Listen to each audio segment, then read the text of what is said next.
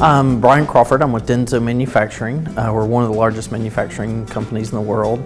And for us, the reason that I'm here is basically to learn more about leadership experience and how to get our leaders at our company more engaged with our associates. Yeah, I think for me it's just the employee engagement and the ownership and how to make things very simple and basically make that simplification so associates understand the needs and the desires of the company and the expectations. So for us, it's the same process as we watch the store tour.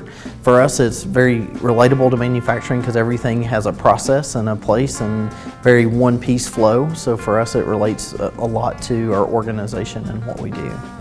So I think it was very helpful for us to see that and see how what we're learning here, while we may not be a food industry, it's very relatable to manufacturing, and see the cleanliness of the store and just the expectations that the owners have of their associates and how they communicate that. I would say excellent training.